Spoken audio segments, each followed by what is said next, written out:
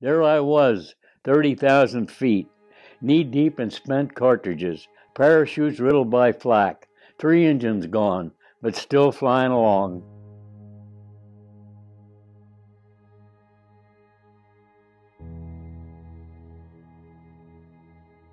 I started out private. We went to North Carolina for basic. And we went to gunnery school down in Florida, Tyndall Field. They made us, after we got our wings, we became a PFC.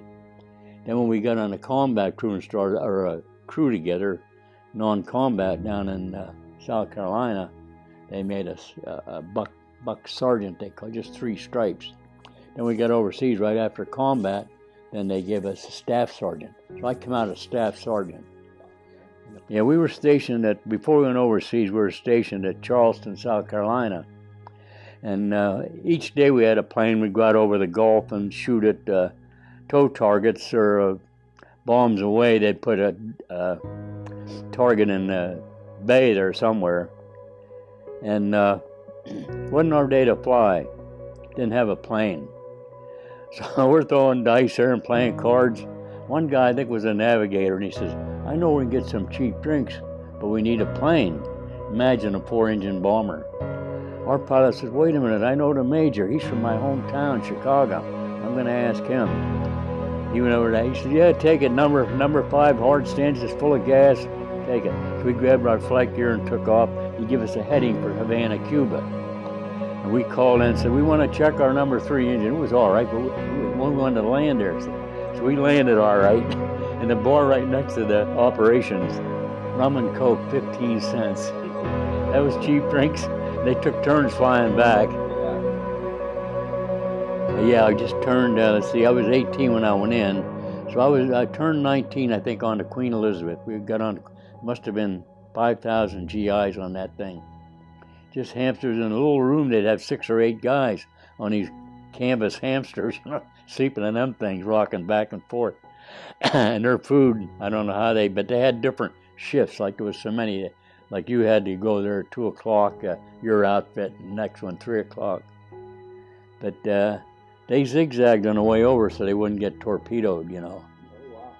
Because the torpedo, they was in near New York a lot, them German sub. You might have read about them. And Queen Elizabeth, that was quite a ride. Glasgow, Dockland, Scotland, that was the first port. And I'm trying to think. It was May 1944.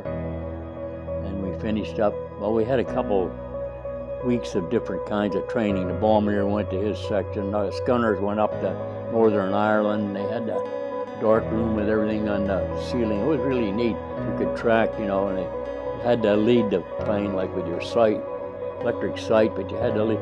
If there was a plane coming in at you, you had to aim out this way. And then by the time the bullets got there, he run in. It was something. And we didn't have to have a whole lot of shooting, but we did get some shots at some of them. But I told you they had to slide in to escort you if you were hurt or out of formation. And I think it was 10 months. May, June, July, about 10 months from the time we got there till we finished up. We started combat July 44 and finished in February. And like I say, if you'd get on the alert list, every night you'd look on that alert list out by your barracks there, and if your crew number was on there, then you better get to bed early because they're going to call you early. And, and sometimes you get in formation, maybe an hour or two, and then they'd scrub it. You come back and land, and you didn't get credit for the mission because you didn't go over, drop your bombs. But somehow or another, either weather or some condition, they'd call and say it's off, it's scrubbed. Yeah, the pilot was Gene Gabriel from Chicago. Okay. Co-pilot was Anthony Gianforti. He was from Rochester, New York. Bombardier was John Stem from Tulsa, Oklahoma. And the navigator was Bobby Gordon, the guy with the 2 first names. Yeah. He was from Manchester, Connecticut. Yeah. Then coming back, the radio operator was from Millville, New Jersey. His name was Bill Schweigel. and with him was a flight engineer, Wayne Walker, from Beatrice, Nebraska. And back in our section, there was a left waist, Fountain Beal from Frederick, Maryland, and Melvin Johnston from Baltimore, Maryland, left and right. And Jackie Barbour, B-A-R-B-O-U, Jack Barbour. And I sort of pitied them guys, because they had to have their knees up along their ears, you know, for 6 or 8 hours, cramped in there. But a couple missions he went, and then when we had good fighter escort, they would, he'd just stay there and throw out, did I tell you about chaff? He'd throw the metal strips, that jammed the radar so they didn't get our correct altitude, you know, the Germans. And that's what he did. He'd stay along the left or right waist and throw that, what we call it, chaff. It's particle strips of metallic like, and that was supposed to jam their radar and was for incorrect altitude, but they were still pretty good because we had flak a couple times in the plane, you know, and luckily nobody was injured. Yeah, I was back in a tail. I think it was a mission to Cologne, Germany. We had big 1,000-pounders, like 6, I think, in the plane. And we got over the target and bombs away. They all went out except the top one on the right. And the shackle on front didn't release, it probably froze, and it was hanging that way. The rest of them were jettisoned all right. So I'm back there in the tail, and the flight engineer, he gets up and looks and tries, but he's all alone, you know. So the pilot says to me, he says, "John, go up and help Walker, see if you can get rid of that bomb." And he was going like this to keep the plane level, you know. All the weight was on that one side. So I had a little bottle of oxygen. Maybe it lasted 15, 20 minutes, you know, but I grabbed that one up. Must have been 30 or below zero. And I went up there, and he had this little screwdriver, and it was noisy. We had the bomb bay doors open, you know, to get rid of it. And he said, "I'm going to climb up." So he started up that bomb rack, and I thought, boy, if we slip, we're both going to go out. But I grabbed him around the legs and held on, and he got that little screwdriver around the shackle. And we only had like 10 or 15 minutes where our troops were. We didn't release it there. We'd had to land with it or something, crash or. But we got rid of it. Forestry area, Ardennes, yeah. The German tanks had come through, and they had big bunkers in the area there. And I think our target was some of them bunkers. It was sort of messy. You couldn't see very good. Visibility wasn't too good, but it was raining and thunder, you know, and it's a little bit scary when you're up there thundering.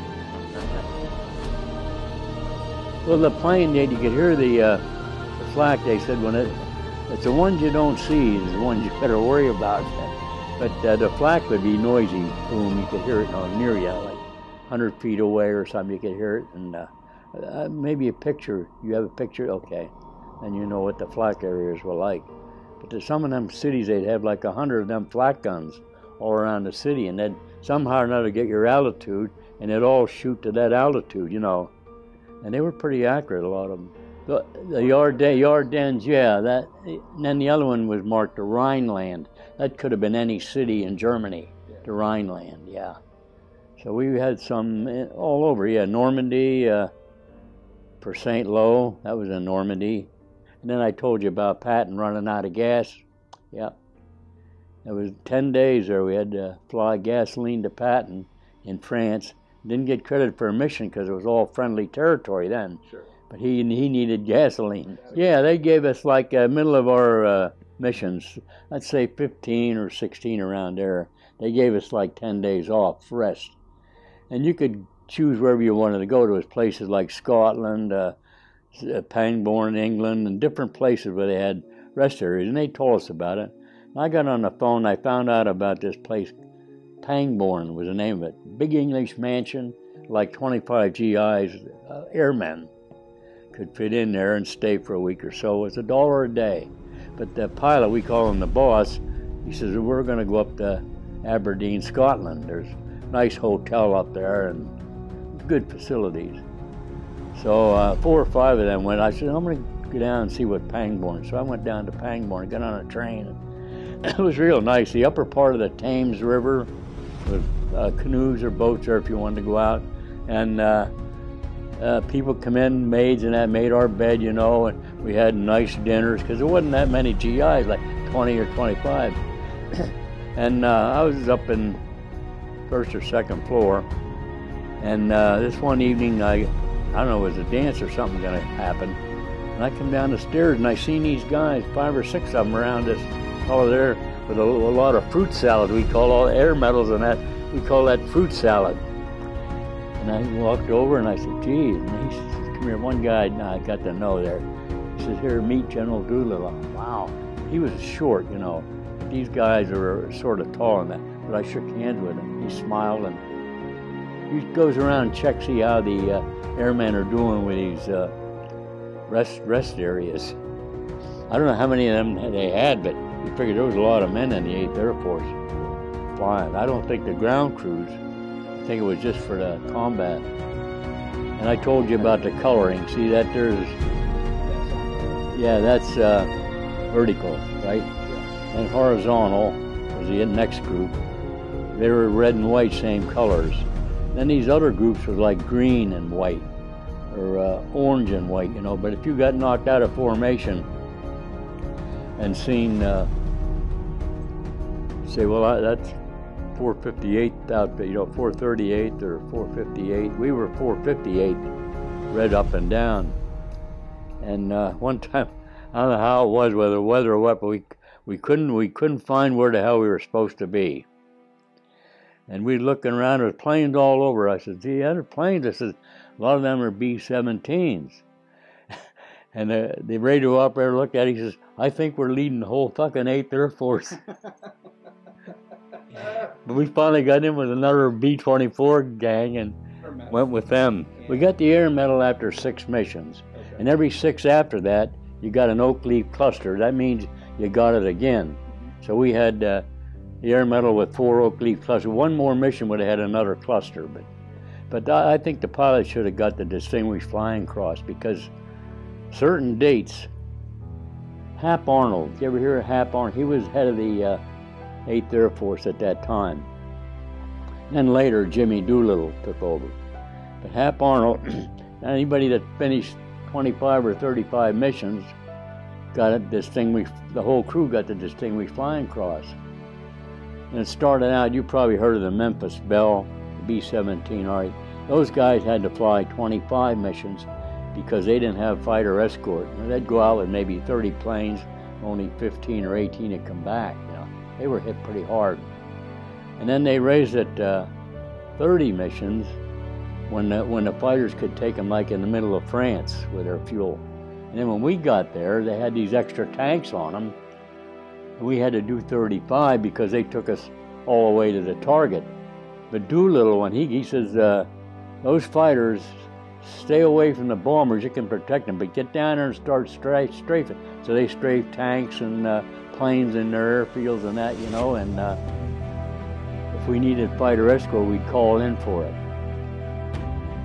And I told you they had to slide in, they didn't dare point their nose on account of the ones that they shot down and that they patched up, and some of them pilots got in them and got into the formation and knocked hell out of them.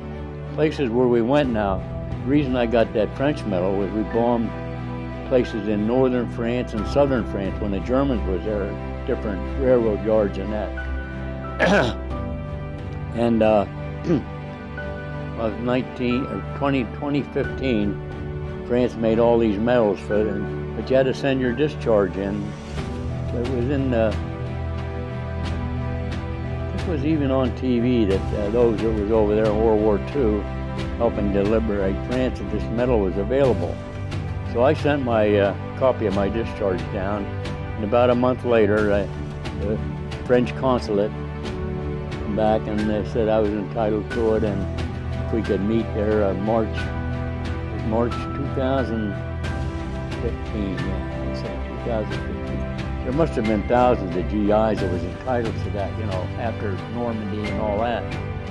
But a lot of them passed away, and a lot of them were too far away to come. But I think when I was there was 50 some of us, and they called your name individually and presented it to you. It was nice. And afterwards they had champagne. But it rained all day, so we headed back home. I think it was the best 2 years of my life. I didn't realize it then. I thought it would be my worst, but it was my best. Why do you say Well, later on in life, you know, people sort of look up to you, you know, but the first 30 or 40 years, you know, we were just like anybody else, which was normal, because you're a veteran, you're a veteran. But the last 20, 30 years, yeah, up till now, that a lot of people appreciate, and some don't. I'm just saying, it was long ago and it don't mean anything now. I'm just one of the lucky ones. Just like you coming and remembering that. I appreciate that.